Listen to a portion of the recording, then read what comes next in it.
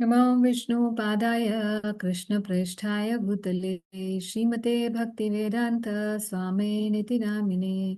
नमस्ते सरस्वते देवे गौरवाणी प्रचारिणे निर्विशेष शून्यवादी पाश्चात्य देशतारिणे।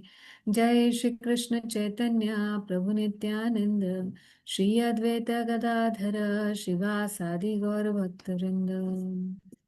आजानुलम्बितभुजो कनकावदातो सङ्कीर्तने कपितरो कमलायताक्षो विश्वम्भरो द्विजवरो युगधर्मपालो वन्दे जगत्प्रियकरो करुणावतारो। पञ्चतत्त्वात्मकं कृष्णं भक्तरूपस्वरूपकं भक्तावतारं भक्ताख्यं नमामि भक्तशक्तिकं। नमो महावदन्याय कृष्णप्रेमप्रदायते कृष्णाय कृष्णचैतन्य नाम्ने गौरत्विषे नमः। नित्यानन्द नमस्तुभ्यं प्रेमानन्दप्रदायिने कलौकल्मषनाशाय जहान्वापतये नमः। So reviewing chapter 7 Lord Chaitanya in five features। तो ये पिछली बार हमने डिस्कस किया था कि कैसे पंच तत्व जो पांच भगवान के स्वरूप, ये जो पांच स्वरूपों में श्री चैतन्य महाप्रभु ही प्रकट हैं, मगर वो भक्त रूप स्वरूप, भक्त अवतार और भक्त शक्ति के रूप में प्रकट हैं। और हमने पिछली बार ये भी किया था कि पंच तत्व का क्या सिग्निफिकेंस है। जैसे श्रीवास प्रभु शुद्ध नाम के आश्रय हैं, अद्वैत प्रभु पंचरात्र की विधि के आश्रय हैं, नित्यानंद प्रभु प्रेम आश्रय हैं। इस प्रकार से हर जो character of the panch tattva are extremely important for our devotional life, ये हम पिछली बार किए थे। फिर उसके बाद हमने ये देखा था श्लोक नंबर 20 से प्यार नंबर 20 से आगे कि महाप्रभु ने संन्यास लिया। क्यों लिया? क्योंकि he wanted to preach, that was the main reason, external reason for Mahaprabhu's taking sannyas, of course, क्योंकि इसका एक इंटरनल रीजन भी है महाप्रभु के संन्यास लेने का, मगर वो यहाँ पे सब्जेक्ट मैटर आएगा नहीं। फिलहाल जो डिस्कस किया है कविराज गोस्वामी ने कि महाप्रभु ने संन्यास इसलिए लिया ताकि सन्यासी को लोग रिस्पेक्ट देते हैं, तो मुझे लोग रिस्पेक्ट देकर देंगे तो फिर वो उनका उद्धार होगा। ये भी हम कर चुके हैं। अब श्लोक नंबर 40 से 65 हम लोग करेंगे कि महाप्रभु एक्सेप्टिंग टू मीट मायावादी सन्यासी। इसको हम लोग पढ़ेंगे। 40 से ऊपर पढ़ने वाले हैं अब हम।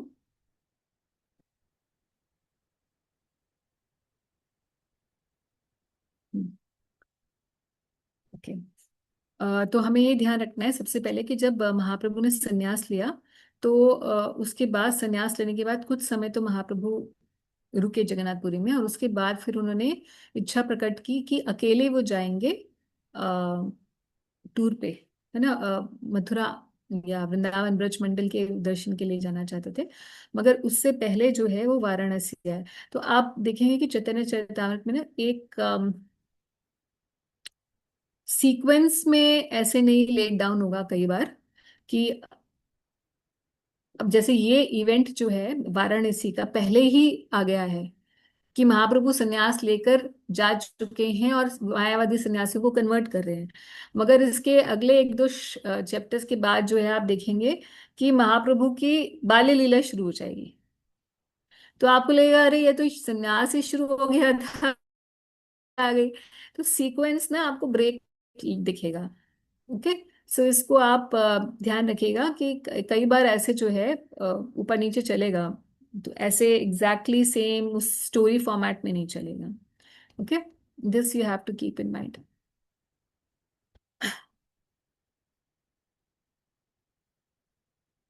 While Lord Sri Chaitanya Mahaprabhu was passing through Varanasi on his way to Vrindavan, the Mayavadi sannyasi philosophers blasphemed against him in many ways. अब यहाँ पर जो है हमें देखना है कि महाप्रभु जा रहे हैं वाराणसी से। ये वो समय है जब महाप्रभु सनातन गोस्वामी जी को शिक्षा देंगे, वाराणसी से जाएंगे। और सनातन गोस्वामी आप सब जानते हैं कथा सनातन गोस्वामी की, कि सनातन गोस्वामी जो है वो और रूप गोस्वामी दोनों क्या कहते हैं, नवाब, ये राजा जो था, मुस्लिम जो रूलर था, उसके वहां पे काम करते थे। फिर उन्होंने जब काम करने से मना कर दिया तो उसने उनको जेल में डाल दिया। फिर सनातन गोस्वामी ने ब्राइब दिया, ठीक है, and then he ran away from that place. And while crossing the whole path, he came to Varanasi because he came to know that Mahaprabhu is in Varanasi. तो वो वाराणसी आते हैं और वाराणसी आके वो महाप्रभु से मिलते हैं. वहां पर महाप्रभु वाराणसी में उन्हें शिक्षा देते हैं, जिसको सनातन शिक्षा के नाम से बताया गया है. और ये जो पूरा हम देखेंगे, ये पूरी कथा और क्या शिक्षा दी, वो पूरी डिटेल में शिक्षा हम लोग पढ़ेंगे. ये मध्य लीला का पार्ट है. ये मध्य लीला में आएगा. मगर अब समय वही है, क्योंकि इस समय, उसी समय पर जब उन्होंने सनातन गोस्वामी को शिक्षा दी थी, उसी समय ये मायावादी सन्यासियों वाला प्रसंग भी उसी समय में ही हुआ था. ये समकालीन है, मगर इसको पहले डिस्क्राइब कर दिया गया है. ठीक है. तो अब जो है इसमें इस प्रसंग में बहुत सारी लर्निंग है. मतलब आगे का ये जो चैप्टर अब आ रहा है, देखने में तो आप इसको रीड कर सकते हैं ऐसे ही आधे घंटे के अंदर कि अच्छा ये सन्यासी था, सन्यासी ने ये बोला, महाप्रभु ने ये बोला, आज फाइनली में वो सन्यासी कन्वर्ट हो गया एंड देन एवरीथिंग फाइन. मगर इस this chapter is very heavy, क्योंकि इसके अंदर हम पूरी मायावाद फिलॉसफी क्या है, उसमें क्या गलतियां हैं, क्यों वैष्णव के लिए मायावाद को पढ़ना सुनना ये गलत है, कैसे मायावादी से डील करना चाहिए, महाप्रभु ने उनको क्यों प्रचार किया और प्रचार करने के बाद उनका क्या हुआ, ये सब चीज, और वैष्णव फिलॉसफी वर्सेस मायावाद फिलॉसफी क्या होती है, ये सब कुछ इस चैप्टर का सब्जेक्ट मैटर है. So be prepared for a roller coaster ride. ठीक है. ये इजी कोई बहुत ही मजा आ रहा है, रस वर्धन हो रहा है, ऐसा वाला नहीं होगा अब इस वाले चैप्टर के अंदर. क्योंकि जब फिलॉसफी आ जाती है तो फिर थोड़ा सा it's not easy to relish unless and until आपका वो वैसा वाला बेंड ऑफ माइंड हो. तो आपको बहुत धैर्य से सुनना पड़ेगा, क्योंकि ऐसे भी कई भक्त लोग बोलते हैं कि अरे हमें पता चल गया कि जी मायावादी भाष्य सुनिए हैले सर्वनाश. अब बस मुझे तो आप सुनाइए मत, फिर क्यों ही बता रहे हैं कि जब हमने पढ़ लिया कि मायावादी भाष्य जो है वैष्णवों के लिए है ही नहीं, तो मुझे क्यों करना है कि what is Vaishnav philosophy versus Mayavad philosophy, क्यों मुझे पता पता करना है. तो एक परपट यही आएगा जिसमें प्रभुपाद जी बोलेंगे कि अगर कोई ऐसा समझता है वैष्णव कि अरे मुझे तो वेदांत पढ़ने की जरूरत ही नहीं है and I don't need to know what is the difference, that person is also not a proper Vaishnava, क्योंकि he is avoiding to understand the philosophy and then he will be misled very easily. तो इसीलिए हमें base मायावाद philosophy पढ़ना तो बिल्कुल ही गलत है, but हमें ये पता होना चाहिए कि what is the difference primary, मोटा मोटा, so that we are guided against it. क्योंकि इतने सारे लोग इतनी सारी चीजें बोलेंगे कि हमें पता नहीं चल पाएगा फिर कि कहाँ पर. और आजकल तो और ज्यादा इंपॉर्टेंट है, क्योंकि this is an established fact that devotees are hearing from YouTube from everyone. पहले तो हम लोग सिर्फ अपने ही अंदर इस्कॉन में सुनते थे, क्योंकि कोई यूट्यूब नहीं होता था. और हमें इस तरीके से ट्रेन किया जाता था कि भाई आपको इस्कॉन के अंदर ही सुनना है ना. तो हमने कहीं बाहर सुना ही नहीं और कुछ. और जैसे ही हम बाहर, इतना हमें ट्रेनिंग मिल गई कि हमें जैसे ही बाहर किसी का भी सुनते हैं, हम सुनते ही बता देंगे कि इस फिलॉसफी में ये गड़बड़ है. उस ट्रेनिंग का इतना जबरदस्त प्रभाव रहा कि प्रभुपाद जी का प्रभुपाद जी की परंपरा की जो ट्रेनिंग थी, उसको हम लोगों को मिला कई सालों तक, हमने कुछ भी और नहीं सुना.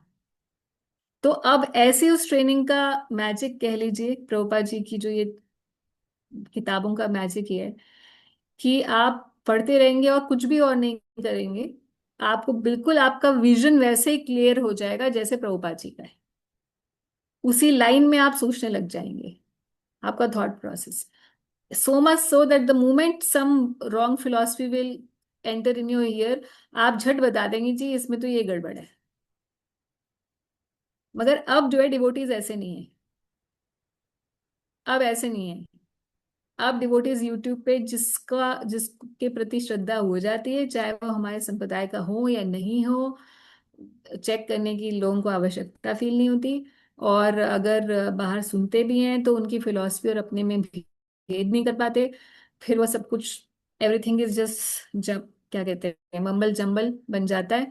उसे ऊन होती है ना, जो उलझ जाती है तो उसके बाद फिर वो सुलझती नहीं है, उसको तो वो फेंकना ही पड़ता है। बस ये वैसी ही कुछ ऐसा मन के अंदर हो जाता है, और फिर लोगों से कुछ भी फिलोसफिकल हर जगह, मतलब वो जब मुंह खोलते हैं ना वो वैष्णव, तो पता चल जाता है कि ये प्रभुपाद जी की किताबें पढ़े नहीं है, और ये कहीं से भी कुछ भी सुन रहे हैं।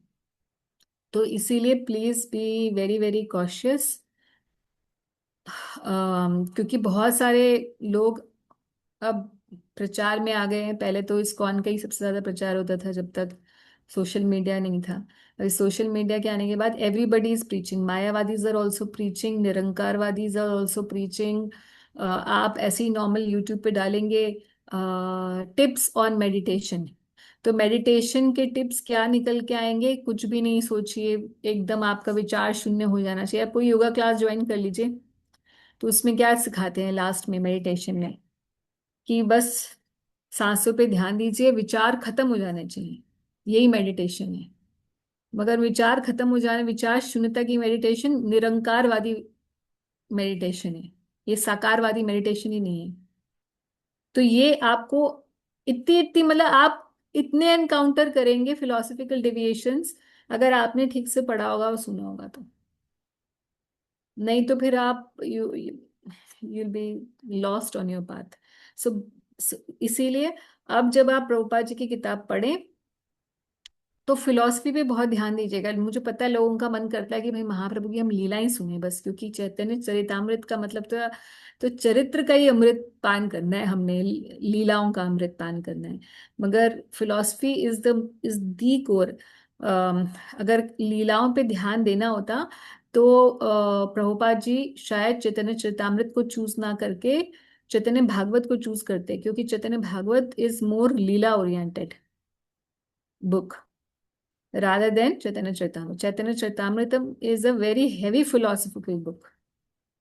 इसको चूज किया है भक्तिसिद्धांत महाराज जी ने भी, प्रभुपाद जी ने भी। तो इसके ऊपर कमेंट्रीज लिखने को उन्होंने प्रायोरिटी समझा। उसका रीजन ही यही था, क्योंकि सॉरी, उसका रीजन ही ये है क्योंकि इसके अंदर फिलॉसफी है, और जब तक फिलॉसफी क्लियर नहीं होगी तब तक हमारी एडवांसमेंट नहीं हो सकती। क्योंकि रूप गोस्वामी ने बताया कि 3 प्रकार के वैष्णव होते हैं, कनिष्ठ, मध्यम, उत्तम। और उनका एक भेद यही है कि कनिष्ठ के पास नॉलेज नहीं होती, मध्यम के पास इतनी नॉलेज होती है कि वो अपने को सेव कर सकता है, दूसरों को कन्विंस नहीं कर सकता किसी किसी पॉइंट पे। नॉर्मल पॉइंट्स पे तो कर ही सकता है, मगर हर पॉइंट पे अगर उसके सामने मायावादी आ जाएगा तो वो उसको कन्वर्ट नहीं कर पाएगा। मगर उसको खुद को पता होगा कि मुझे ये नहीं लेना है, ये गड़बड़ बोल रहा है। मगर उत्तम अधिकारी जो है वो उसकी नॉलेज सबसे ज्यादा होगी, वो he is convinced and he can convince anyone. तो knowledge is a criteria also for advancement. इसीलिए इसको रिजेक्ट नहीं कर सकते हैं हम, इस पोर्शन को, कि नहीं हम तो बस जी चरित्र बता दो महाप्रभु का कैसा है, तृणादपि सुनी चैन, और बस हम वही कर लेंगे। तो ये बिना फिलॉसफी के लिए तृणादपि सुनी चैन भी नहीं होगा। इसीलिए संबंध अभिधेय प्रयोजन ज्ञान ये सब की बहुत ज्यादा जरूरत है। अगर नहीं होती तो कविराज गोस्वामी इसको लिखते नहीं, प्रभुपाद जी इस पे ऊपर इतनी बड़े बड़े पैराग्राफ्स नहीं लिखते। So with all this background, इतना मैंने बोल दिया है, अब हम शुरू करते हैं इसके ऊपर कि फाइनली ऐसा क्या है जो मैं इतना बोल रही हूँ। तो हर एक श्लोक के अंदर बड़ा इंस्ट्रक्टिव है। अब है तो इसके अंदर 150, 170 समथिंग कुछ श्लोकाज हैं। तो सारे तो हम लोग पर्पट्स नहीं पढ़ेंगे, इम्पोर्टेंट होगा, मैंने मार्क किया है। And then we will try to read those purports and highlight the main important points. But please, you will also have to read the purports in your spare time. Otherwise, it will be very difficult for you to understand later. अभी तो फिर भी क्योंकि flow में होगा chapter, at least 1-2 class इसमें लगेगी। मगर बाद में फिर फ्लो टूट जाएगा और आप इसको भूल जाएंगे, एंड कॉन्टेक्स्ट के बिना आप नहीं पढ़ पाएंगे इसको। तो समय वो है जब श्री चैतन्य महाप्रभु वाराणसी से गुजरे, और वाराणसी से गुजरने पर महाप्रभु ने देखा कि बहुत सारे मायावादी सन्यासी जो हैं वो उनके उनके प्रति आरोप लगा रहे थे। उनका आरोप क्या था? क्योंकि माया महाप्रभु तो 24 साल के सन्यासी बन गए थे, तो अब एक यंग एंड हैंडसम सन्यासी, महाप्रभु was Not just a young sannyasi, but he was a very handsome sannyasi who was just dancing and uh, doing kirtan. He's dancing and singing. Now imagine a sannyasi who's young and beautiful and only dancing and singing.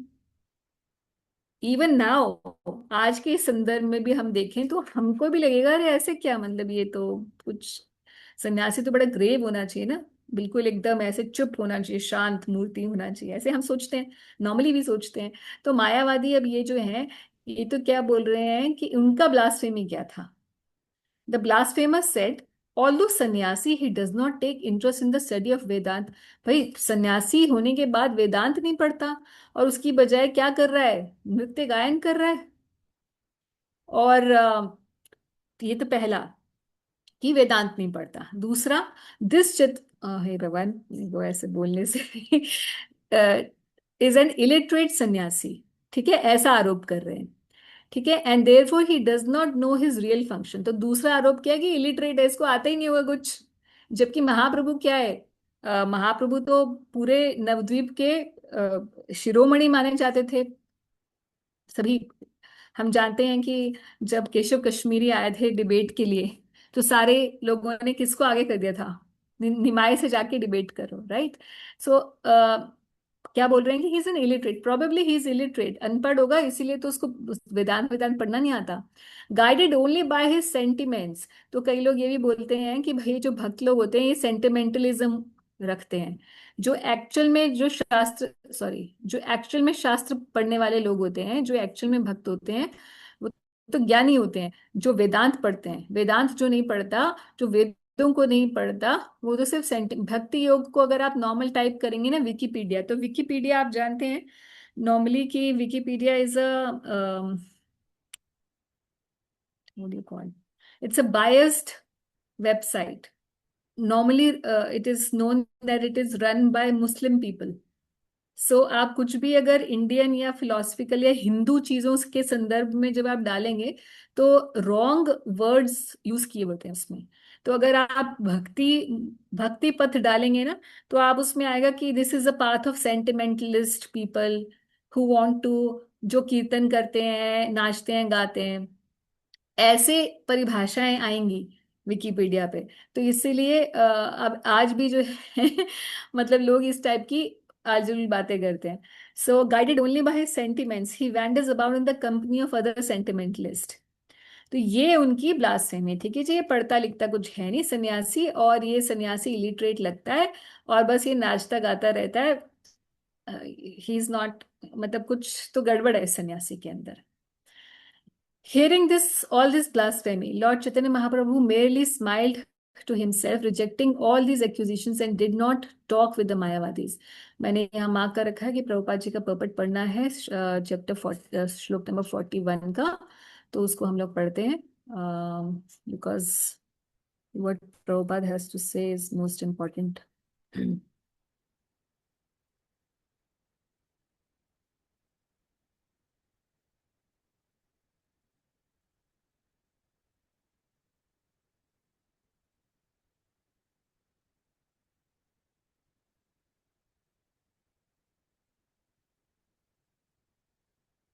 हम्म, यहाँ पर पढ़ते हैं हम last वाला। The Mayavadis accusation that devotees do not study Vedanta is false.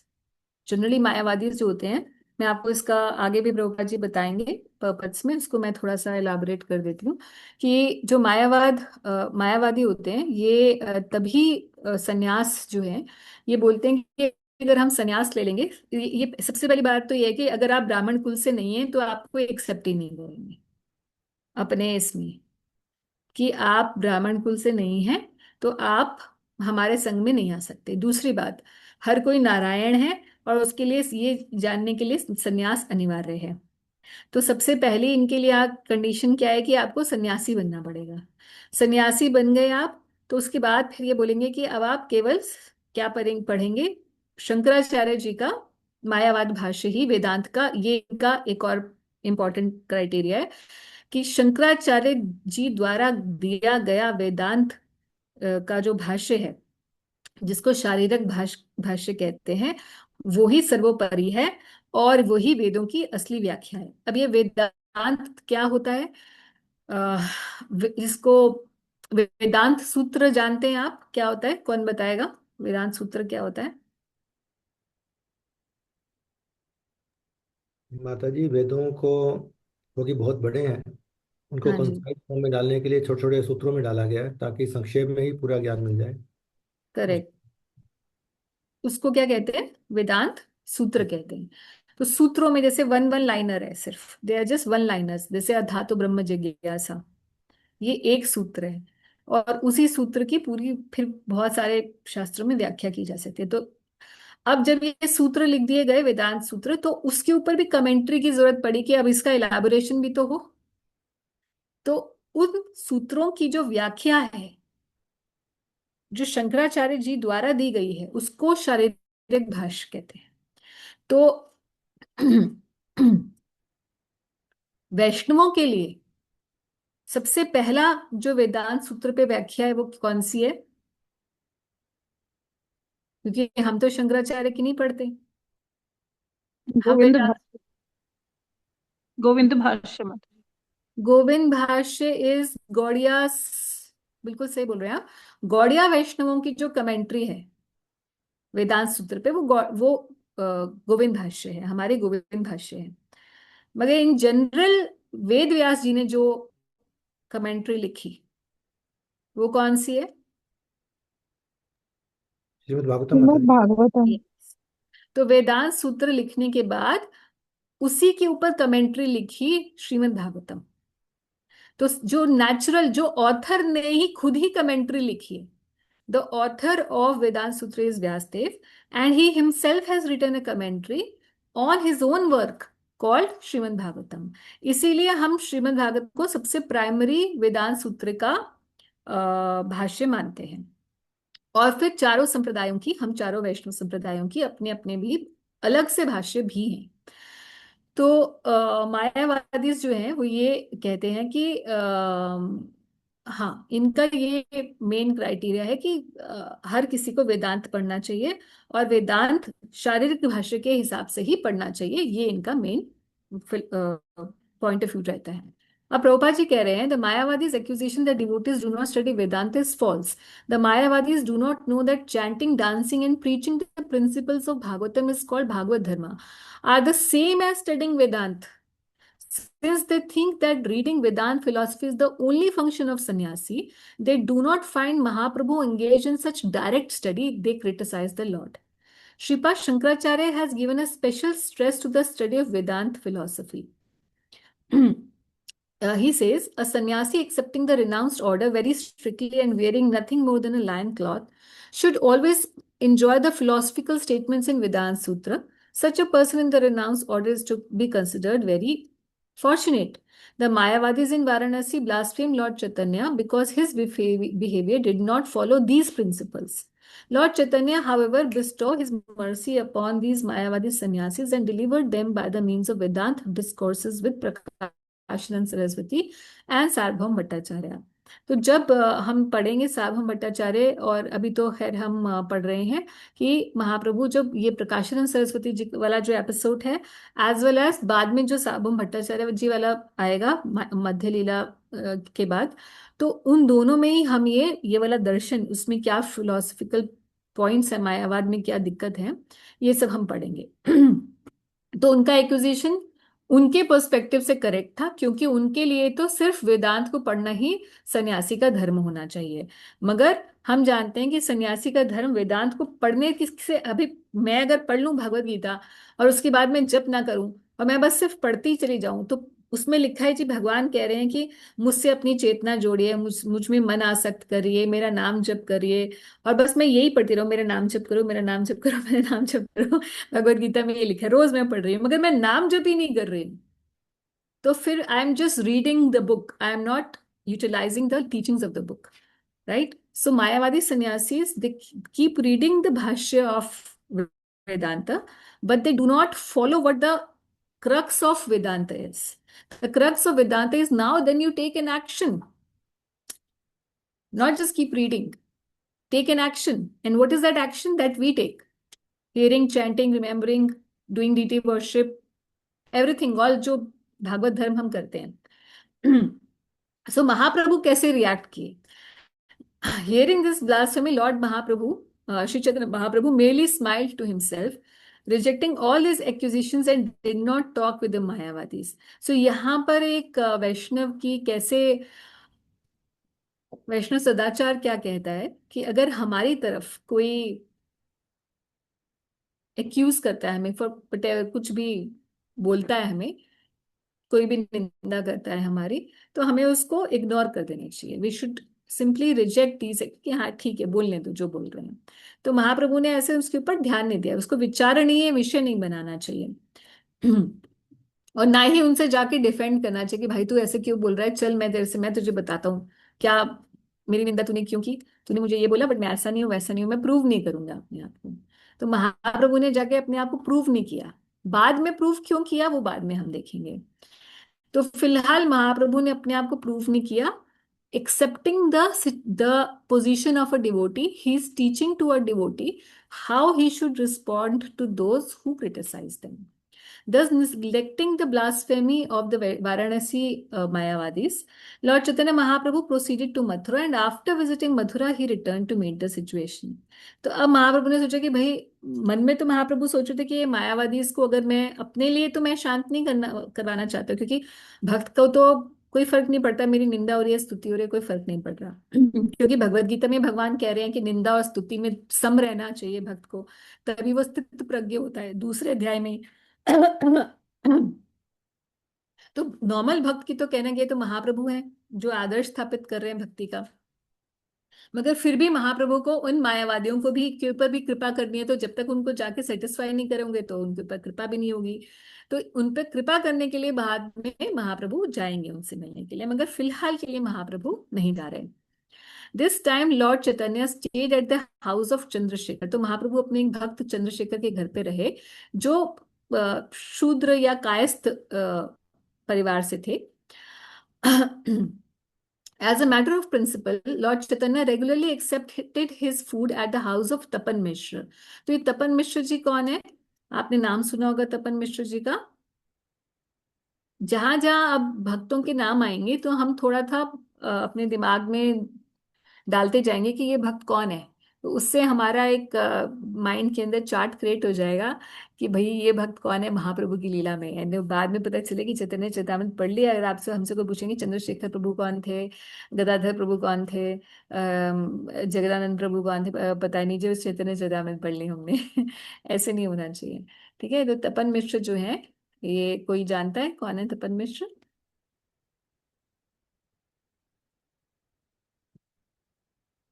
Yes, no, okay. Tapan Mishra जो है रघुनाथ भट्ट गोस्वामी के, एक तो रघुनाथ दास गोस्वामी है, षट गोस्वामी है ना हमारे, उनमें से एक रघुनाथ भट्ट गोस्वामी। तो रघुनाथ भट्ट गोस्वामी के पिताजी हैं तपन मिश्र जी।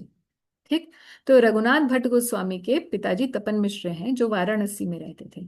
और तपन मिश्र जी के घर पर, क्योंकि ये भी मिश्र हैं तो मिश्र से पता चल रहा है कि ब्राह्मण कुल है, और महाप्रभु भी कौन, महाप्रभु का भी सरनेम क्या है? मिश्र है ना, जगन्नाथ मिश्र के बेटे। तो तो महाप्रभु तपन मिश्र जी के घर पे प्रसाद लेते थे। He never mix with other sannyasis not did he accept invitation from them. When Sanatan Goswami came from Bengal, he met Mahaprabhu at the house of Tapan Mishra.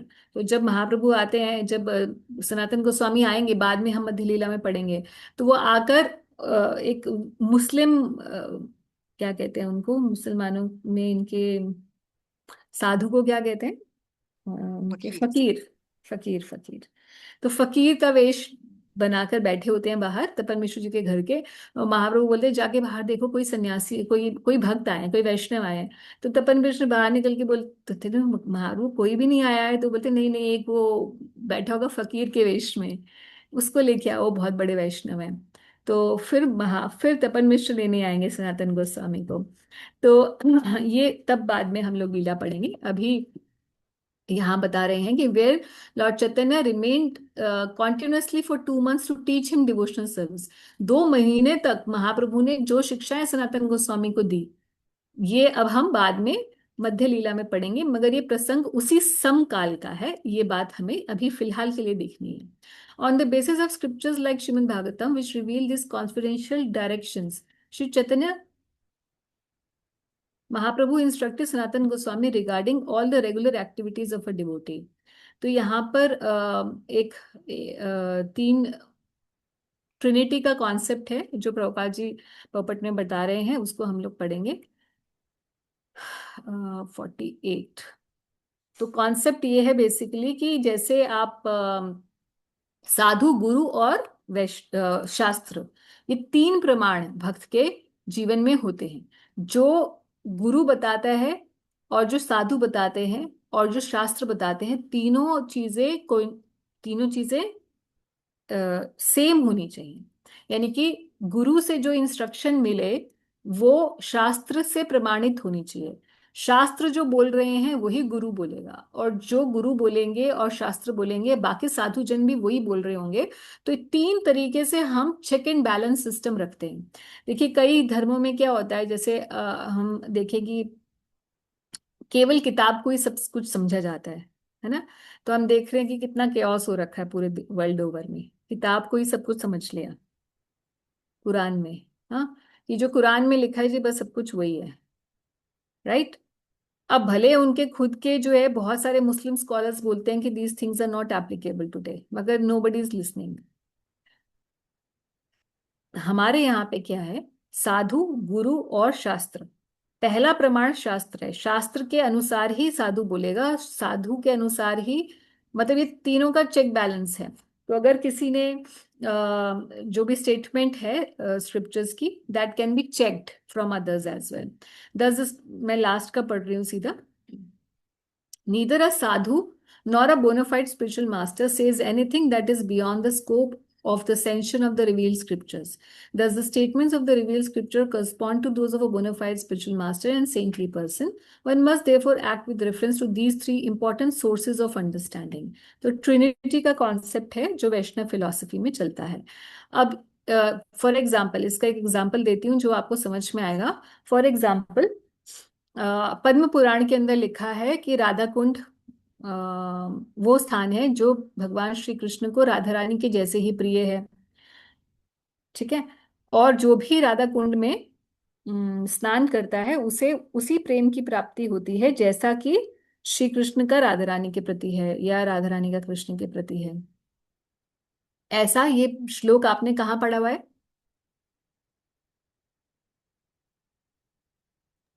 Upadeshamrita माता जी।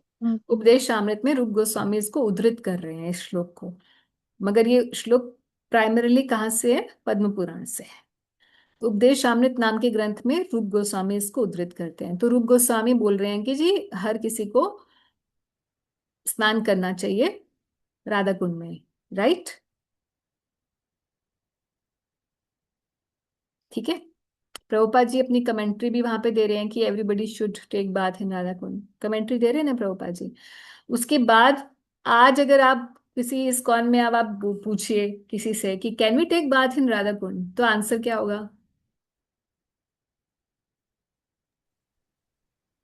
नो आपने माता जी। सारिका ने सबसे पहले बोला नो। कि सारिका जी, कैन यू टेल मी कि जब पद्म पुराण कह रहे हैं यस, रूप गोस्वामी कह रहे हैं यस, प्रभुपाद जी ने अपनी किताब में उसमें लिखा यस, तो आप कैसे नो बोल रही हैं? माता जी, वो एक सीनियर डिवोटी ने ही कहा था कि पैर, मतलब हमारे पैर अंदर नहीं जाने चाहिए। वैसे ऑल दो वहां पे सब स्नान कर रहे होते हैं, बट स्टिल इसलिए मैंने नो बोला। अच्छा, तो क्या सारिका ने साधु, गुरु और शास्त्र को एक सब सारी बातों को वो किया, ट्रिनिटी का कॉन्सेप्ट अप्लाई किया? नहीं माता जी।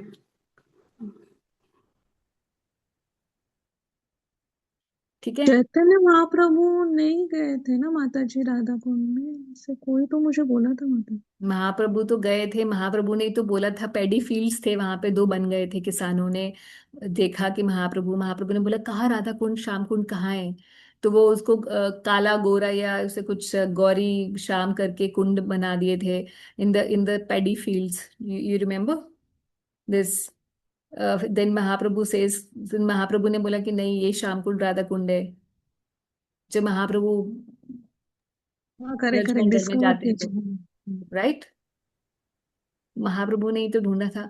उसके बाद फिर हम देखते हैं रघुनाथ दास गोस्वामी जो वहीं रहते थे, और 3 टाइम रघुनाथ दास गोस्वामी के बारे में आएगा चैतन्य चरितामृत में कि 3 समय, सर्दी गर्मी बरसात में भी, हर समय, हर रोज 3 बार राधा कुंड में स्नान करते थे। कौन? रघुनाथ दास गोस्वामी। तो अब बताइए कैसे अप्लाई कर रहे हैं हम ट्रिनिटी का कॉन्सेप्ट। जो कुछ महाजन ऐसे हैं, महानुभाव, जो बोलते हैं कि हम हमारे लिए और हमारे गुरु महाराज के लिए बोलते हैं कि हमारे गुरु महाराज तो जी मना करते हैं राधा कुंड में स्नान करने से। आपने सुना है ना, इसलिए तो सारिका ने एक झट से बोल दिया नहीं करना चाहिए, क्योंकि इसने हमारे मंदिर में सुना हुआ है नहीं करना चाहिए।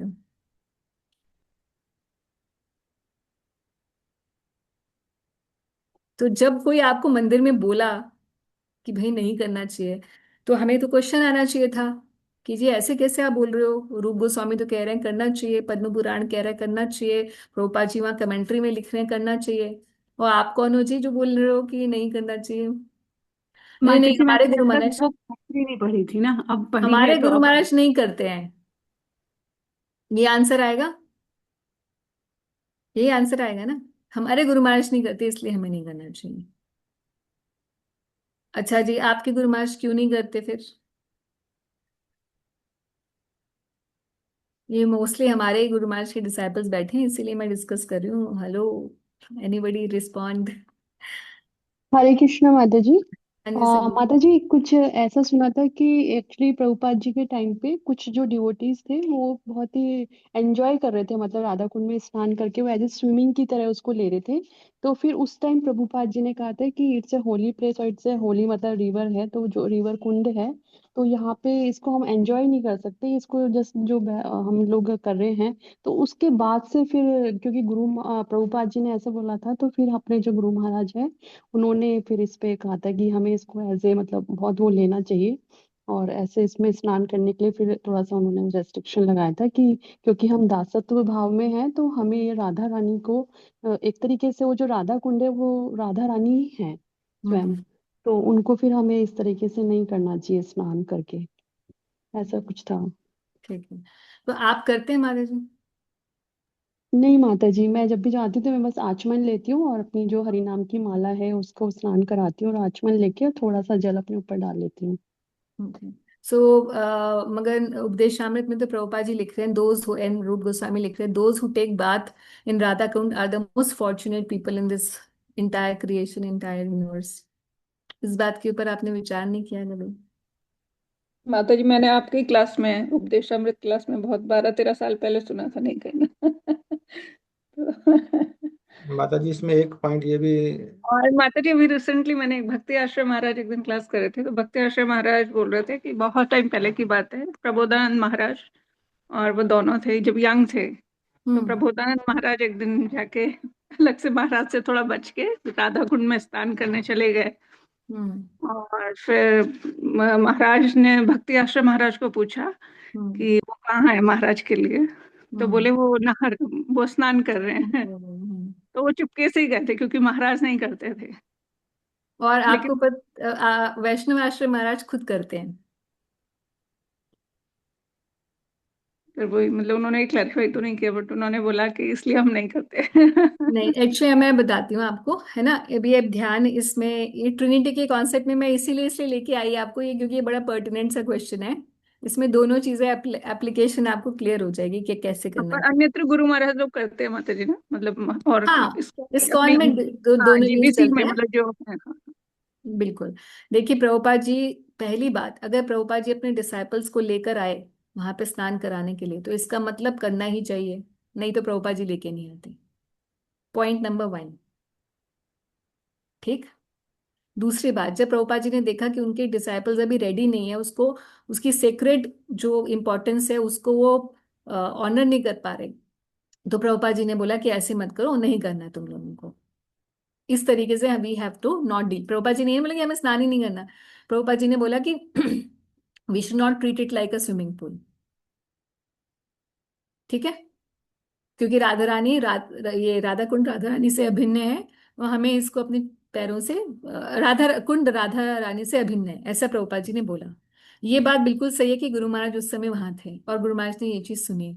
और गुरु महाराज की एक्सट्रीम ह्यूमिलिटी इतनी जबरदस्त है कि गुरु महाराज, उन्होंने प्रभुपाद जी के वचन को ऐसे, जैसे ब्लॉटिंग पेपर होता है ना जो इंक को ब्लॉट करता है, Prabhupada, Guru Maharaj is like typical Prabhupada man, जो प्रभुपाद जी ने बोला है तो मैं इसके आगे कहीं जाऊंगा ही नहीं। तो प्रभुपाद जी की उनकी इस बात को गुरु महाराज ने इस इतने डीपली ले लिया कि अब मैं कभी भी अगर प्रभुपाद जी ने बोला है कि राधा कुंड राधा रानी से अभिन्न है तो मैं इस पे अपना पैर नहीं रख सकता। अब स्नान करने के लिए अंदर पैर तो रखना ही पड़ेगा।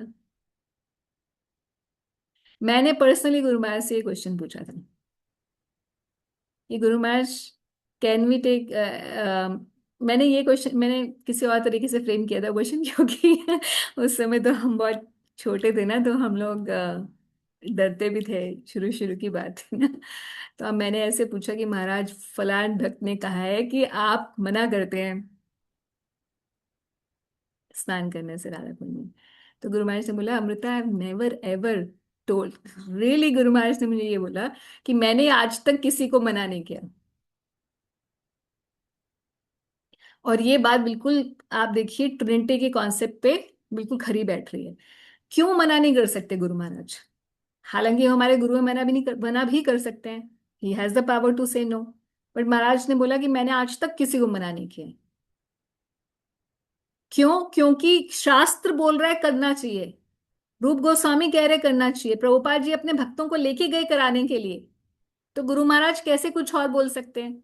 ही cannot say anything else, he has to say in line with what is there in parampara and what is there in the scriptures and what the other sadhus are also doing, क्योंकि बाकी साधु जन भी करते हैं। आप समझे? तो गुरु महाराज कुछ अलग नहीं बोल सकते। गुरु महाराज ने बोला, बस मैंने ये, गुरु महाराज ने मुझे ये आंसर दिया था सॉरी, कि मैंने आज तक किसी को मना नहीं किया करने के लिए, बस मैं खुद नहीं करता हूं। गुरु महाराज ने बोला कि मैं खुद नहीं करता हूं क्योंकि मैं उस समय था वहां पर और प्रभुपाद जी ने ये कहा कि Radha Kund is not different from Radha Rani, so I think that I should not step. मगर मुझे विश्वास पात्र सूत्रों से ये पता है कि गुरु महाराज बाहर बाल्टी में राधा कुंड का जल निकाल के और वहां बाहर जो है स्नान किया करते थे। मगर जब हमारे ही कुछ बहुत सारे गॉड ब्रदर्स डिविएट होके राधा कुंड के बोगस कुछ जगहों पर जाकर रहने लग गए और उन्होंने इस्कॉन छोड़ दिया बहुत सारे लोगों ने, और फिलोसफिकली डिविएट हो गए, तो गुरु महाराज ने स्नान करना छोड़ दिया था पर्सनली, जस्ट सो दैट कि उनका देखा देखी कोई और ये ना गड़बड़ कर दे। That is what has happened. So अब कई भक्तों का मत है कि जी नहीं करना चाहिए, हम तो नहीं करते, क्योंकि ये भी बिल्कुल सही है, मेरे गुरु महाराज नहीं करते थे तो मैं नहीं करूंगा, ये भी बहुत अच्छा है, गुरु श्रद्धा है, बहुत बढ़िया है, इसमें कुछ भी गलत नहीं है। मगर जो ये कहें कि जी मैं तो करूंगा क्योंकि शास्त्र में लिखा है, प्रभुपाद जी ने भी बोला, रूप गोस्वामी ने भी बोला, गुरु महाराज ने मना भी नहीं किया है, तो वो वाला व्यक्ति, इज इट क्लियर नाउ कि दोनों ही सही है अपने उसमें?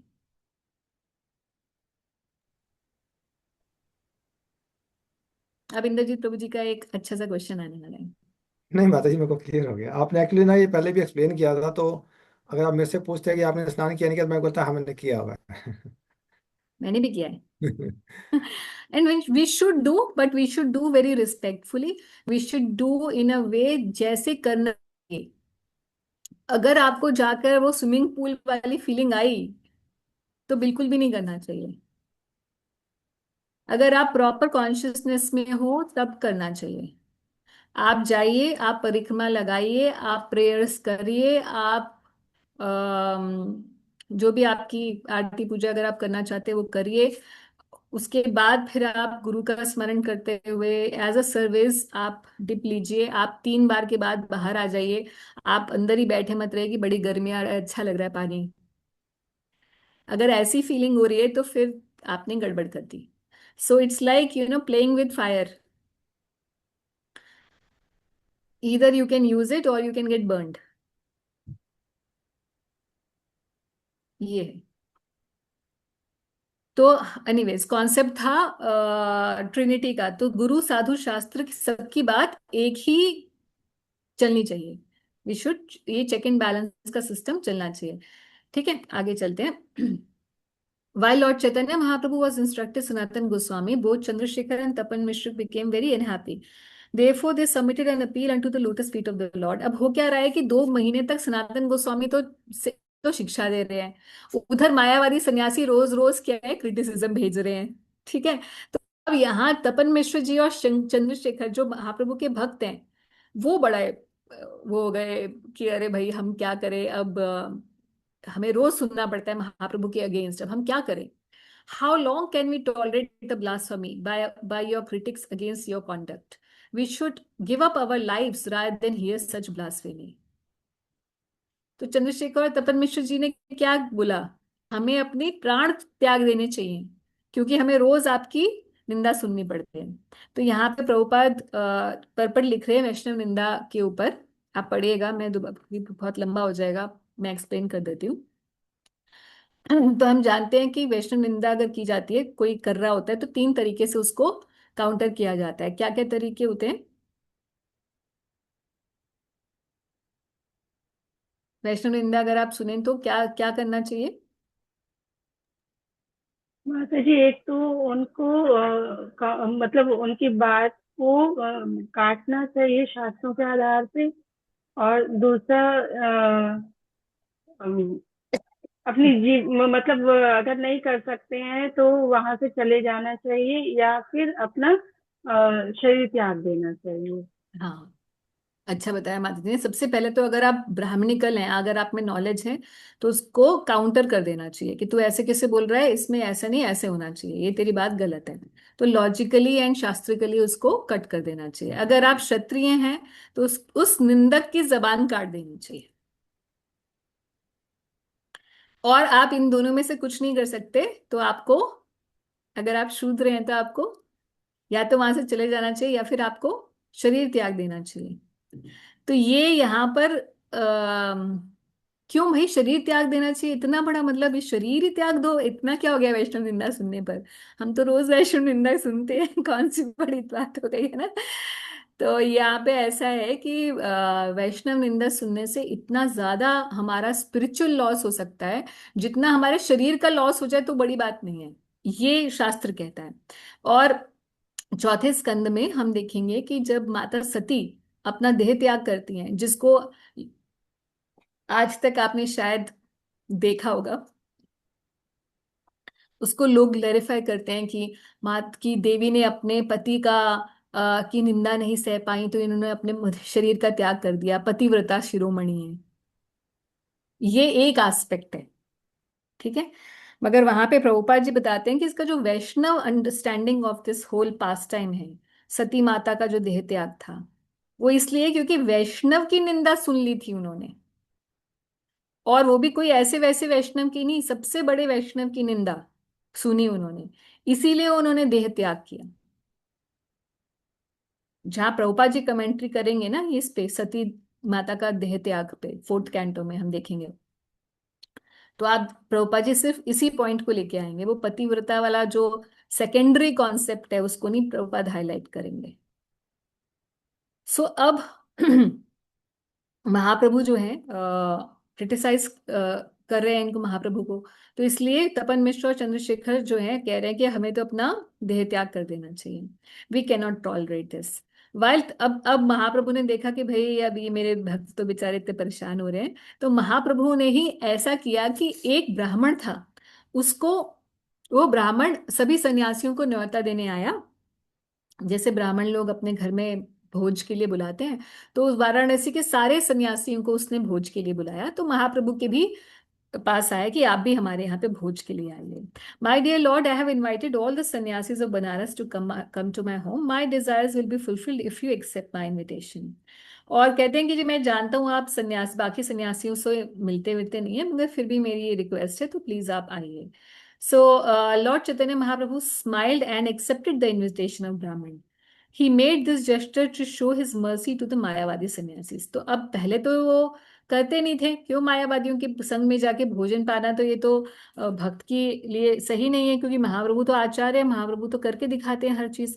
अब महाप्रभु मायावादियों के पास जा रहे हैं साथ में भोजन करने के लिए, तो ये तो बड़ी भक्त के लिए सही बात नहीं है। अगर हमें कोई ऐसा इनविटेशन देता है जहाँ पे सारे ऐसे मायावादी टाइप की विचारधारा वाले लोग होंगे कि हाँ जी, और वो हमारे रिश्तेदार होंगे लेट्स से, और हमें बुलाया जाए कि चलो चलो ये हो रहा है, हमारी फैमिली गेट टुगेदर है, तो आइए आप भी आइए, तो क्या हमें जाना चाहिए ऐसी फैमिली गेट टुगेदर में? नो।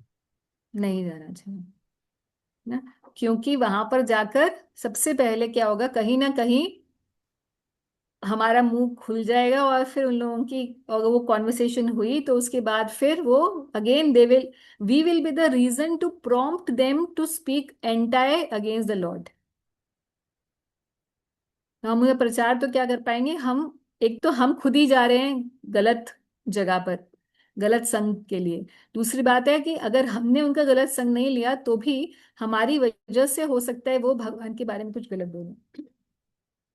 मगर महाप्रभु यहाँ पे किस लिए जा रहे हैं? तो महाप्रभु को तो नहीं जाना चाहिए था।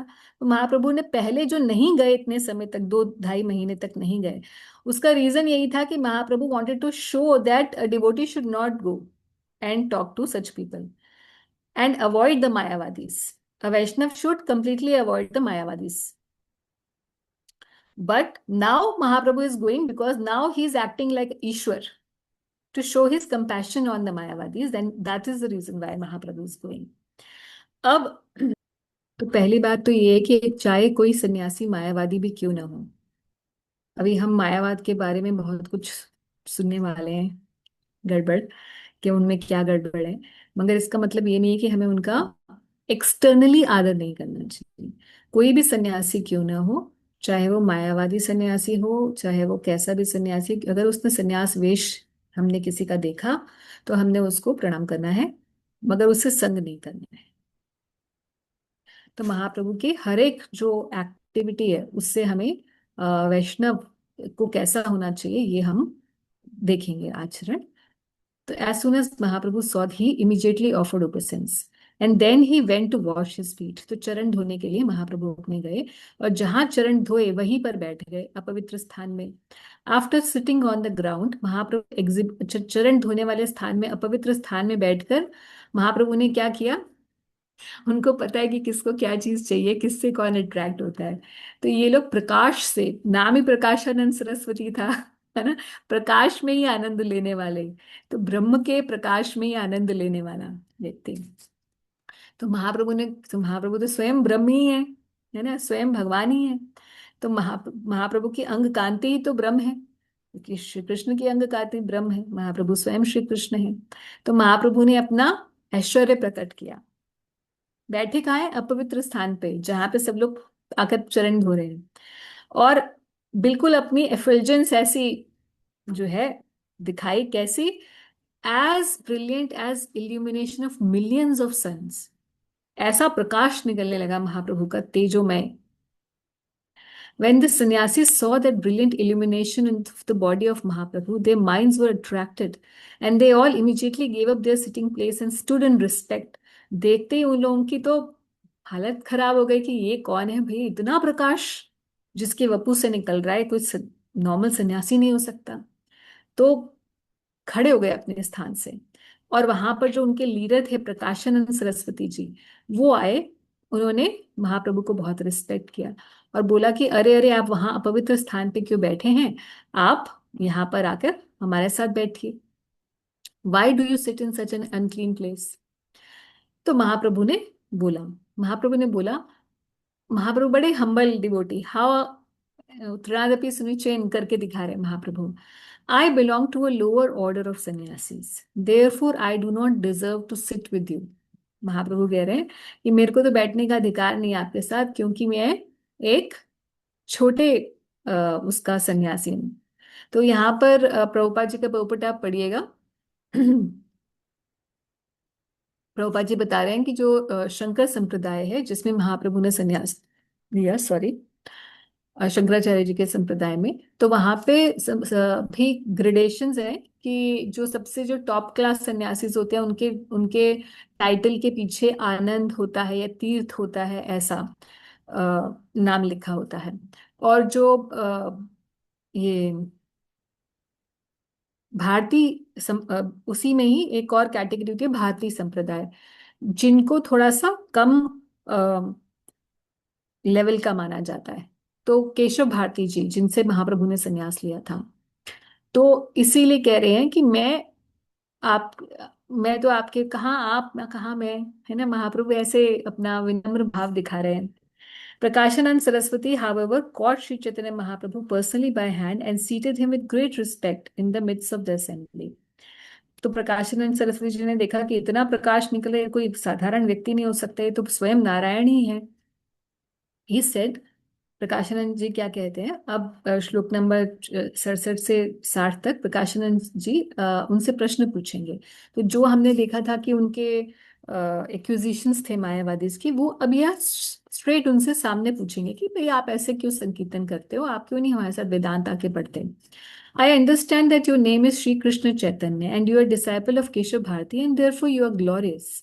You belong to our Shankar Sampradaya and live in our village Varanasi. Why then you do not associate with us? Why is it that you avoid even seeing us? सामने सामने बात कर दी कि भाई आप हमसे क्यों नहीं मिलने आते हो, क्यों नहीं हमसे बात करते।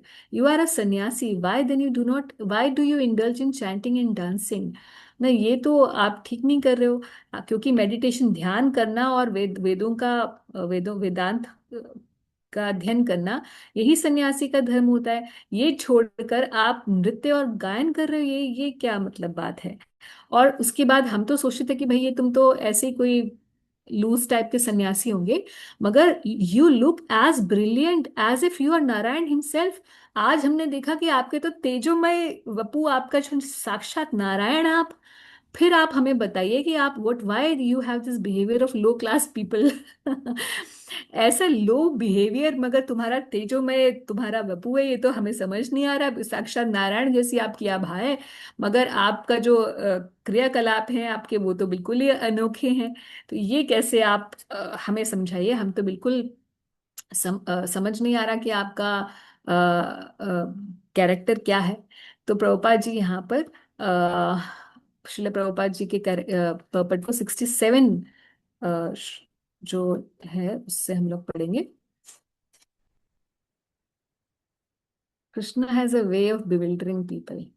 नहीं, ओ ये खुल जाए तब शायद मुझे वीडियो ऑफ करना चाहिए अपना। हाँ जी, खुल गया।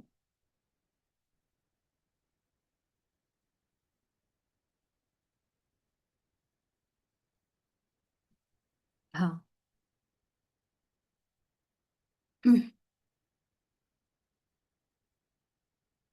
जी, यहाँ से कोई पढ़ेगा? पॉइंट टू मायावादी सन्यासीस।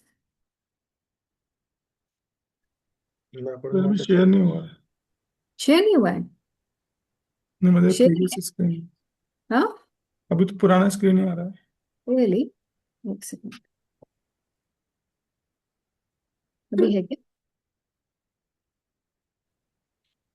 हम अब हो गया प्रदीप जी, अब ओके, हो गया, अब हो गया। हाँ जी, कोई पढ़िए, मैं पढ़ूंगा तो। पढ़िए पढ़िए तुझे। According to Mayavadi sannyasis, only one who takes sannyas in the disciplic succession from Shankaracharya is a Vedic sannyasi. Sometimes it is challenged that the sannyasis who are preaching in the Krishna consciousness movement are not genuine because they do not belong to Brahmana families. For Mayavadis do not offer sannyas to one who does not belong to a Brahmana family by birth. Unfortunately, however, they do not know that at present everyone is born a Shudra Kalu Shudra Sambhava. It is to be understood that there are no Brahmanas in this age because those who claim to be Brahmanas simply on the basis of birthright do not have the Brahminic qualifications. However, even if one is born in a non-Brahmana family, if he has the Brahminical qualifications, he should be accepted as a Brahmana, as confirmed by Srila Narad Muni and the great saint Sridhara Swami. This is also stated in Srimad Bhagavatam Both Narad and Sridhara Swami completely agree that one cannot be a Brahmana by birthright, but must possess the qualities of a Brahmana. Thus, in our Krishna consciousness movement, we never offer the sannyasas order to a person whom we do not find to be qualified in terms of the prescribed Brahminical principles. Although it is a fact that unless one is a Brahmana, he cannot become a sannyasi. It is not a valid principle that an unqualified man who is born in a Brahmana family is a Brahmana, whereas a Brahminical qualified person born in a non-Brahman family cannot be accepted. The Krishna consciousness movement strictly follow the injunctions of Srimad Bhagavatam, avoiding misleading hearsay and manufactured conclusions. तो ये बात प्रभुपाद जी बता रहे हैं कि जन्म से ब्राह्मणत्व तो है, तो कोई संन्यास ले, ये तो बात सही है। मगर कोई जन्म से ब्राह्मण कुल से है मगर ब्राह्मणिकल उसके अंदर क्वालिफिकेशन नहीं है, उसमें ब्राह्मणत्व की कमी है, तो उसको रिजेक्ट कर देना चाहिए। और जिसके अंदर चाहे उस कुल से ना हो, ब्राह्मण कुल से, मगर जिसमें ब्राह्मणों जैसा जिसमें वो क्वालिटीज हो, ऐसे गुण धर्म हो, तो उसको हमें एक्सेप्ट करना चाहिए। ये भागवत का निर्णय है। और यही बात जो है यहाँ मायावादी जो है उनको उनके लिए ये एक्सेप्टेबल बात नहीं है। तो हम कोई क्वेश्चन अगर आपके हैं, नहीं तो फिर देन विल मूव अहेड, क्योंकि आगे फिर सब्जेक्ट बिल्कुल शुरू हो जाएगा। महाप्रभु का रिप्लाई यहाँ से जब जहाँ शुरू होएगा तो उसके बाद फिर इंटेंस मामला शुरू हो जाएगा, which I want to take in the next class probably। और महाप्रभु के उत्तर यहाँ पर आएंगे प्रकाशानंद सरस्वती जी को। तो कोई प्रश्न है तो आप पहले पूछ लीजिए।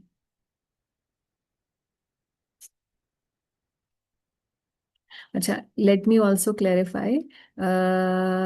माता जी हैं,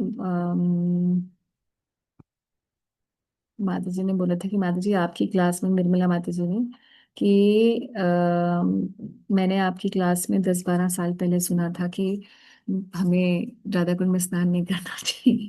माता जी फिर आपने किया कि नहीं किया उसके बाद, अगर आप सुन रहे हैं तो? नहीं किया माता जी नहीं किया। मैंने। अच्छा, मैं तो आपके साथ ही गई थी माता जी, जब भी गई नहीं किया। तो अब आप इसलिए कर लीजिए क्योंकि कई बार क्या होता है माता जी कि हमें सिचुएशन देख के, जैसे मान लीजिए आपके साथ कोई ऐसा खड़ा हो, या उस समय हो सकता है 10 साल पहले मुझे लगा हो कि नहीं, आप इस नहीं नहीं अभी माता जी, नहीं मुझे यही करना समझ चाहिए। आया, मतलब क्योंकि मैंने ऐसे भी सुना, तो मुझे यही समझ आया कि आपने भी गुरु महाराज को वो करते हुए कहा होगा, और मैं भी उसी को मतलब इसी ध्येय से, हालांकि वो राधा कृपा कटाक्ष पढ़ते उसके लास्ट में तो लिखा ही है स्नान करना चाहिए, तो फिर तो और हाँ ज्यादा लगता है कि ये तो आप हाँ मतलब से ही स्नान हाँ, कर रहे हो। करेक्ट। नहीं नहीं, मतलब से नहीं, मतलब तो ठीक है, मगर हमारा अभिष्ट है ना, इसमें हम ये बोलें कि भगवान हमें आपकी प्राप्ति चाहिए, ठीक है, हमारा मतलब है उसमें भी। अभी हाँ, हम उस मतलब तरह मुझे तब भी मन नहीं हुआ करने का, कि मतलब जब महाराज खुद नहीं करते, आपने ऐसे कहा तो फिर। नहीं, वो हाँ आपकी इच्छा है, this is personally your this thing.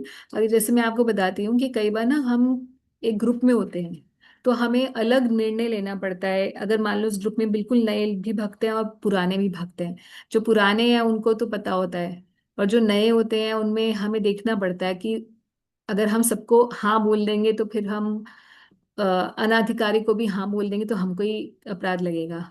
तो हमें कई बार एक जनरल इंस्ट्रक्शन भी देनी पड़ती है जब हम टीचिंग कर रहे होते हैं। जैसे मैं आपको एग्जांपल देती हूँ, एक बार बहुत साल पहले किशोरी शायद थी, 1-2 साल की थी, तो यानी कि 10 साल पहले की ही बात है ये। हाँ, द्वारका मंदिर से एक ट्रिप लेके गए द्वारका मंदिर। होंगी कोई 5-7 बसेस थी, और गोवर्धन परिक्रमा थी। तो वहाँ पे हाँ, ये अपने अमोघ लीला प्रभु जी वो माइक पर वो पहले बताने लगे कि अब हम जाएंगे राधा कुंड, और राधा कुंड की ये ग्लोरीज हैं, ऐसा है वैसा है, बोलने लगे खूब। पूरा माइक चल रहा था, हम शायद कुसुम सरोवर में बैठे हुए थे। और देन ही सेड कि कोई भी स्नान नहीं करेगा, केवल 3 ड्रॉप्स ऐसे लेगा, और क्योंकि ये है वो है, पूरे फिलॉसफी उन्होंने बता दी। तो मैंने जाके बाद में बोला उनको, मैंने कहा भैया माइक से बोल रहे थे, राधा रानी भी सुन रहे हैं, गिरिराज जी भी सुन रहे हैं, कि क्यों तुम मना कर रहे हो लोगों को जाकर स्नान करने से राधा कुंड पे। तो कहते माता जी अब क्या बोलूं, ओपन प्रीचिंग में तो बोलना ही पड़ेगा। मैं तो वैसे ही आ जाता हूँ, मैं तो दंडवती भी देने के लिए आ जाता हूँ अपने ग्रुप के साथ, मतलब जो अपना इनर सर्कल है। उसके साथ हम अपनी दंडवती भी देने आ जाते हैं राधा कुंड की, है ना। हम तो आते हैं और करते हैं, सब करते हैं, बट हम ओपनली नहीं बोल सकते हैं कई चीजें। एज अ प्रीचर हमें अधिकार नहीं होता बोलने का, क्योंकि फिर जो उसके लायक नहीं होता ना उसको समझने के, उसके वो कर ले फिर तो हम फंस गए। फिर वो बोलेगा क्या कि जी उस भक्त ने बोला था, वो अपना ना तो भेजा यूज करते हैं लोग, ना फिलॉसफी उनको पता होती है, और जाके वहां पे कुछ ना कुछ गड़बड़ कर देंगे, और नाम किसका लगाएंगे, आपका, है ना। तो आई एम श्योर आप तो उस कैटेगरी के भक्त नहीं है, मगर कोई ना कोई या तो साथ में रहा होगा या कुछ ना कुछ ऐसी सिचुएशन हुई होगी, क्योंकि मुझे याद है कि मैं 10 साल पहले भी करती थी स्नान। नहीं नहीं माता जी, वो आईएसएस की क्लास होती थी ना संत नगर में, उसमें हम हाँ। जाने वाले थे, तो आपने मतलब पढ़ा रहे थे आप, उसके बाद ही हम लोग को जाना था, तो आपने अच्छा। समझाया कि आप दंडवती परिक्रमा कर सकते हैं। हाँ। और ऐसे तो हो सकता है आपने इसी व्यू पॉइंट से बोला होगा मतलब। या so basically then we leave it on people to decide. मैं नहीं थी एक्चुअली तब तो तो आपने तो सही हाँ, किया। तो एक्चुअली यही है माता जी कि किसको हम बोल रहे हैं, कब बोल रहे हैं, ये हमें ध्यान देना पड़ता है। और दूसरी बात ये भी है कि बोलने की वजह से मेरे को बहुत लोगों ने, मैं तो मंदिर में, I am typical Radha Parvati temple product, ठीक है, पर मुझे जब बोलते थे तो मैं तो, because I have a questioning spirit, तो मैं तो बोलती थी मैं तो नहीं मानती, जो बोलते रहो तुम लोग। पहली बात तो लोग बोलते थे कि गुरु महाराज नहीं करते, तुम क्यों करते हो। तो मैं बोलती थी कि पहले तो भाई सबके सामने करना ही नहीं है भैया, सब लोग आगे चले जाने दो, या पहले जाके कर रहा हो या फिर जब सब चले जाए तब कर लो, ताकि कोई क्वेश्चनिंग ही ना हो, है ना। किसी को क्यों आप आर्ग्यूमेंट में डालने की जरूरत है, किसी से, किसी भक्त से आर्ग्यूमेंट की जरूरत ही क्यों है। आपका मन है आप कर लो, बाद में कर लो, आगे पीछे कर लो। बट जब कोई पूछता है, या अगर मैं अपनी भी बात करूं, मेरे हस्बैंड नहीं करते हैं। अब एक ही घर में दो अलग विचारधारा वाला लोग he doesn't do because he says कि मैं नहीं करता क्योंकि गुरु महाराज नहीं करते थे। बहुत अच्छी बात है, आपकी गुरु भक्ति को सलाम है। मैं करती हूँ, अब मैं, कोई मुझसे पूछे कि फिर तुम में गुरु भक्ति की कमी है क्योंकि तुम करती हो। अब बात यह है कि गुरु महाराज नहीं करते थे, ये this is his personal, as a, not as a guru, he is not showing this as an example for us as a guru. He is also a devotee and he has a choice to frame his own mood.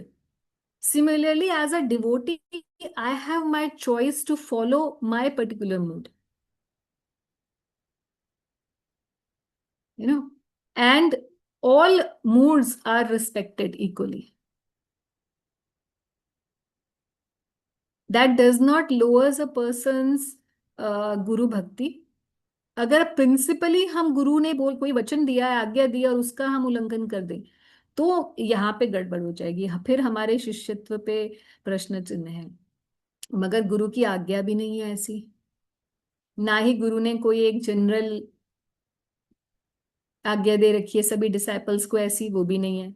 ये गुरु महाराज का अपना as a devotee mood है। So now then it is matter of choice who does what. But ये बात बिल्कुल सही है कि हम राधा कुंड में जाके ऐसे नहीं कि पैर डुबा के बैठ गए कि बड़ी गर्मी है चलो अब पैर डुबा के बैठ जा रहे हैं, कई लोग ऐसे कर देते हैं, पता नहीं मति नहीं होती है। तो विद प्रॉपर मूड अगर आप करते हैं, 3 डिप्स लीजिए, या आपको अगर किसी और के लिए भी करना है तो आप एक्स्ट्रा डिप्स ले सकते हैं, बट नॉट दैट, वो जहां आपको फीलिंग ऑफ इंजॉयमेंट आए कि हाँ मैं ठंडा पानी है बहुत मजा आ रहा है, वहां पर आप समझ जाइए कि आपने कुछ गड़बड़ के उसमें जोन में आप पहुंच गए, अपराध की जोन में नहीं होनी चाहिए। यस प्रभु जी, रंजन प्रभु जी। हरे कृष्णा माता जी, प्रणाम। प्रभु जी प्रणाम जी। माता जी, मैं एक ही बार मैंने गोवर्धन परिक्रमा की थी, और मैं 2 बार की थी। एक बार तो वो टोटो पे उन्होंने घुमा दिया था पूरा, और एक बार पैदल किया था। तो इसी तरह का एक कंट्रोवर्सी वहां पे मैंने सुना था कि कुछ लोग ना, जैसे गोवर्धन पर्वत पे चढ़ जाते हैं। हाँ। तो हम्म। वही हमारे साथ जो घूम रहे थे वो कह रहे थे कि नहीं नहीं, पर्वत पे ना चढ़ना नहीं चाहिए, परिक्रमा करनी चाहिए सिर्फ। ये एक और वो लगा था कि वो तो मतलब पवित्र है और उसके ऊपर पैर नहीं रखना चाहिए, लेकिन कुछ लोग बस आराम से चढ़ रहे थे ऊपर। तो इस बारे में मतलब कि इस बारे में क्या। प्रभु जी सिद्धांत ये है कि ये तो बिल्कुल ही क्लियर है इसमें कुछ भी एम्बिग्यूटी नहीं है, क्योंकि शास्त्र मर्यादा ये है और महाप्रभु ने भी स्वयं यही करके दिखाया कि गोवर्धन के ऊपर नहीं चढ़ना। जब आप चैतन्य चरितामृत में आगे पढ़ेंगे तो देखेंगे कि महाप्रभु जब ब्रजमंडल की परिक्रमा में जाते हैं तो वो गोवर्धन जाते हैं। गोवर्धन जाते हैं तो उनको बड़ी इच्छा होती है कि मुझे गोपाल के दर्शन करने हैं, जो श्रीनाथ जी में अब है, नाथ द्वारा में गोपाल जी, वो गोवर्धन में थे उस समय।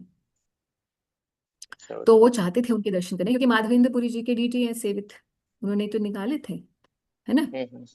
तो अब मगर वो गोवर्धन के ऊपर कैसे चढ़े महाप्रभु, तो उन्होंने बोला कि मैं तो दर्शन से वंचित रह जाऊंगा, क्योंकि मंदिर तो ऊपर है और मैं गोवर्धन पे की शिला पे चरण पैर नहीं रख सकता, क्योंकि गोवर्धन साक्षात श्री कृष्ण है।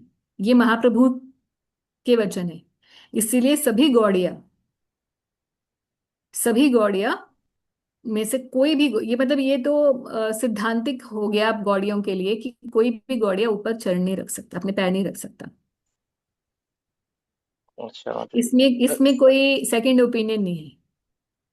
अब बात अच्छा यह है कि जो बाकी जो चढ़ जाते हैं तो वो वल्लभ संप्रदाय वाले चढ़ते हैं, क्योंकि वो तो सारे दर्शन करने जाते हैं ऊपर, और ब्रजवासी भी जाते हैं, क्योंकि उनके संप्रदाय में उनको छूट, क्योंकि उनके संप्रदाय की वो डीटी हो गए, मेन डीटी है हाँ हाँ। श्रीनाथ जी उनके संप्रदाय के। तो अगर वो ही दर्शन नहीं करना चाहेंगे तो फिर डीटी नीचे नहीं आएंगे।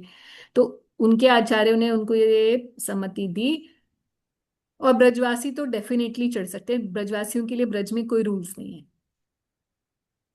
और वही कह रहे थे कि ये हमारे साथ भी जो परिक्रमा कर रहे थे कि ये ब्रजवासी जो है ना वही चढ़ सकते हैं, हम नहीं चढ़ सकते, यही कह रहे थे सब। हाँ, वल्लभ संप्रदाय के लोग भी चढ़ते हैं प्रभु जी, वो भी they also go to take Darshan.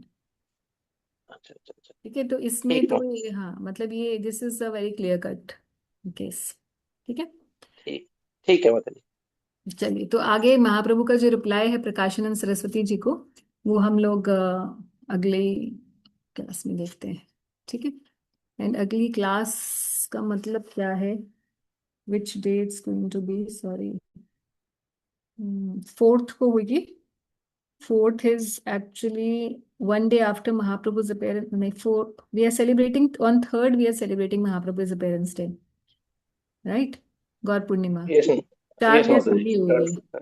Third को है, और थर्ड को है। हाँ, तो 4 को होली होगी, तो एक बार को हम लोग डिसाइड कर लेंगे कि we will be able to take class और नॉट, क्योंकि फेस्टिवल है। और गौर पूर्णिमा उससे पहले हो जाएगी। गौर पूर्णिमा का मैंने आप लोगों को एक लीफलेट भेजा था, जिसमें जीबीसी का ये है कि उस दिन, हाँ, उस दिन एक्लिप्स भी है। गौर पूर्णिमा पे शाम को ग्रहण है। तो आप पूजा आपको किस समय करनी है, क्योंकि ग्रहण के समय फिर वो लोग बोलते हैं पूजा नहीं कर सकते, और हमें गौर आरती भी करनी होगी। और फिर प्रसाद हम कब पाएंगे, कब बनाएंगे, क्योंकि ग्रहण उसकी शायद बाद ये सब हो रहा है। तो जीबीसी ने कुछ एक लीफलेट निकाला है, उसके ऊपर निर्णय वो मैंने किस ग्रुप में भेजा है, शायद मैंने मॉर्निंग साधना ग्रुप में भेजा है, not in the Bhagavata Dharma group. So उसको मैं भेज दूंगी, आप लोग पढ़ लीजिएगा, तो वो बहुत इजी है, आप उसको फॉलो कर लीजिएगा। कि अगर आपके जहाँ पे भी आप इंडिया में रहते हैं, अगर आप आपके यहाँ पर ग्रहण लग रहा है तो आप उसके हिसाब से करिएगा, और अगर नहीं लग रहा है, अगर आपके यहाँ से दिख नहीं रहा है आपके यहाँ पे ग्रहण, वैसे तो शायद सब नॉर्थ इंडियन है तो सबके ही दिख रहा होगा, बट अगर कोई और सुनेगा बाद में तो फिर आप अपने एरिया में देख लीजिएगा ग्रहण का कैसे समय है, उसके हिसाब से आप उसको एडजस्ट कर लीजिएगा। और yes, that is the main thing. बाकी गौर पूर्णिमा के बाद आप लोगों से सब मिलेंगे। तब तक आप महाप्रभु की लीलाएं पढ़ते जाइए। और happy Gaur Purnima in advance to all of you. Hare Krishna. Srila Thank you. Prabhupad की Thank you जय। so much.